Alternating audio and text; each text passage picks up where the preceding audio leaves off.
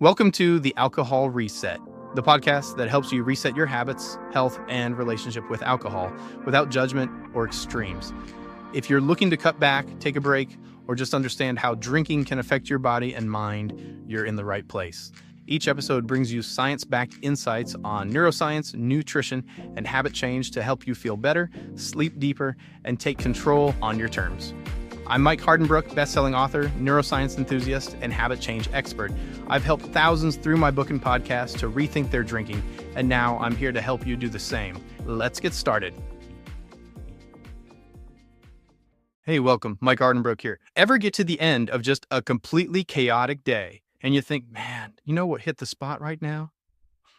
Yeah, for a lot of us, maybe myself included sometimes, that thought leads straight to a drink. It feels like this emergency eject button for stress, right? But here's the thing I've been thinking about, what we're diving into today.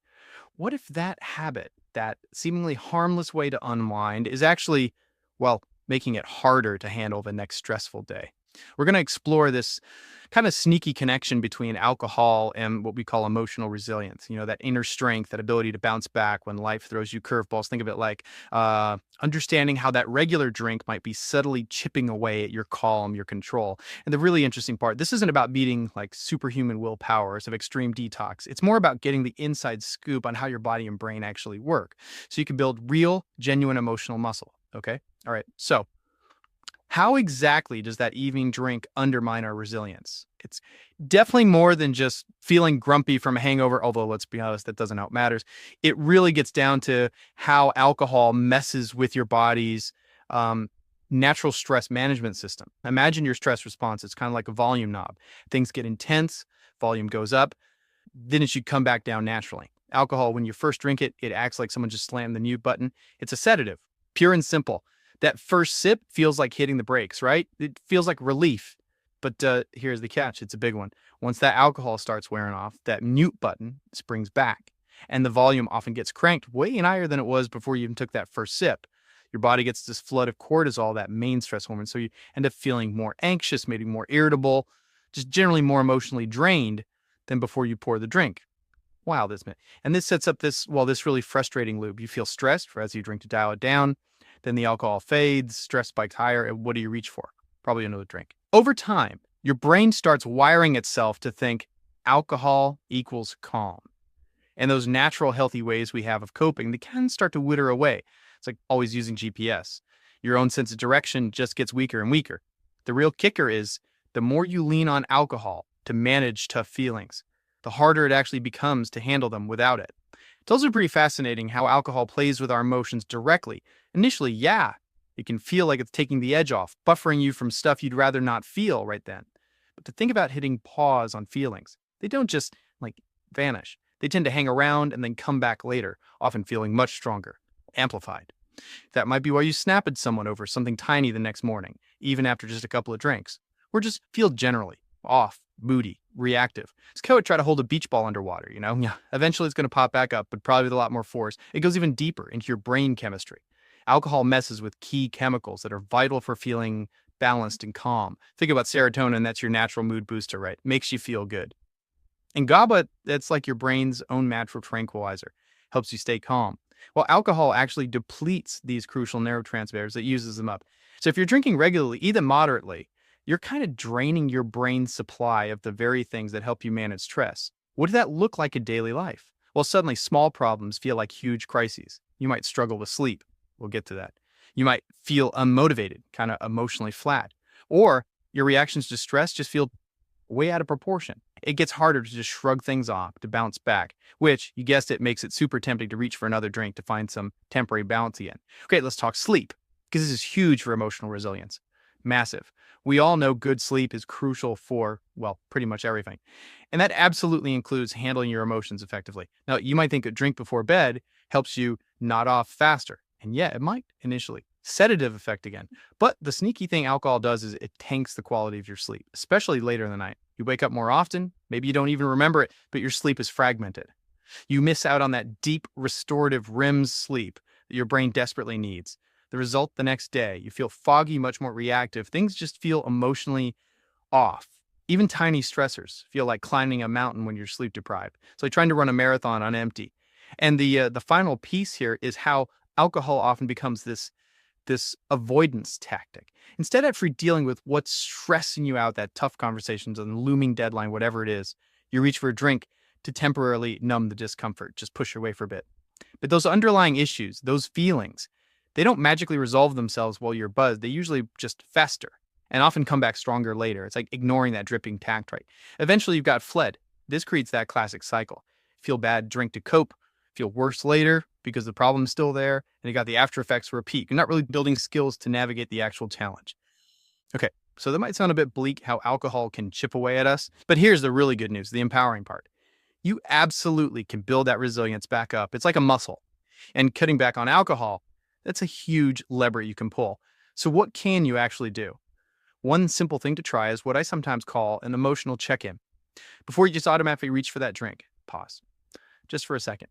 Ask yourself, okay, what am I really feeling right now underneath this urge? Is it stress from work? Is it boredom, loneliness, feeling totally overwhelmed? Just naming the emotion, actually identifying it, can sometimes lessen its intensity. It's surprisingly effective. Maybe jot it down on your phone, or even leave yourself a quick voice note. Get it out of your head instead of stuffing it down. Next up, start consciously adding in some stress recovery rituals. Think of these as positive replacements for that automatic drink. What else could you do at the end of the day to signal safety and calm to your nervous system? Maybe it's a really short walk just around the block, get some air, maybe some gentle stretching, or a few minutes of focused breathing. Simple things like box breathing, or that 4-7-8 method people talk about. Works wonders. Soothing music, a warm shower or bath, find what feels genuinely calming to you. These habits, when you do them consistently, are way more effective long-term than alcohol for regulating your system. Now, for those times you do decide to have a drink, totally fine. Try creating a little buffer first. Just insert a deliberate pause. This helps break that instant stress, drink, connection in your brain. So for example, you could tell yourself, okay, I can have that drink, but first I'm going to walk outside for 10 minutes and then see how exhale. Or, all right, first I'll make a cup of herbal tea, drink it slowly, wait 15 minutes, then decide. That little pause gets your brain a chance to reset. You might even find the urge has passed or lessened significantly. And please don't overlook sleep. We talked about how alcohol wrecks it. So building sleep resilience is key. Make it a priority. Try to avoid alcohol for at least, say, 2 to 3 hours before bedtime. Give your body a chance to process it. Experiment with a relaxing wind-down routine. What helps you transition to sleep? Some people find magnesium helpful. You get that from foods like spinach, pumpkin seeds, or maybe explore a gentle, calming supplement routine if that feels right for you. The point is, prioritize good sleep. Finally, let's just briefly touch on nutritional support for your brain, because this matters too. Even occasional drinking can deplete nutrients that are really important for mood regulation and handling stress. So gently replenishing those can actually contribute to feeling more emotionally stable day to day. Two things I personally find really interesting, and we include them in our Cloud9 formulations for this reason, are L-Theanine and vitamin B6. L-Theanine, you find it naturally in green tea. We put it in our daily restore. It promotes this feeling of calm relaxation, but without making you drowsy. Helps you stay focused during stress. And vitamin B6, super important. It's crucial for making serotonin and GABA, those calming brain chemicals we mentioned. We include B6 in our Rise and Unwind PM formula for nighttime support. But this isn't about needing a massive supplement overall, not at all. It's just about giving your body some targeted support, which can make a real noticeable difference in how you feel, especially you cut back. So yeah, the big picture here, alcohol definitely impacts our emotional regulation, no doubt about it. But, and this is the key takeaway, that impact isn't permanent, it's reversible. Just by becoming more aware of how it affects you, and by making some small, consistent changes, adding in those positive habits, maybe creating those buffers, you can break that cycle and build genuine, lasting emotional strength, real resilience. It really starts with noticing the connection in your own life and being willing to try some of these strategies out. So here's a little something to think about as we wrap up. If you started viewing your emotional resilience less like something you just have or don't have, then more like something you actively cultivate, like tending a garden, with maybe one small seed, one tiny shift you could plant today to help it grow. Something that you want. Thanks for tuning in. That's a wrap for today's episode. If you got something out of this, do me a quick favor, leave a rating and review on whatever podcast platform you're listening on. It helps keep the show going and would mean the world to me. Got ideas, comments, or questions? Shoot me an email at mike@trycloud9.com. I'd love to hear from you. And if you're looking for extra support, check out Cloud9, makers of Daily Restore, a once-a-day supplement to support your body from alcohol's effects, and Rise and Unwind AM/PM, a 24-hour combo to curb cravings, balance mood, and improve sleep when taking a break. Go to trycloud9.com and use the code PODCAST to save 15% on your next order. Thanks for listening, and I'll catch you next time.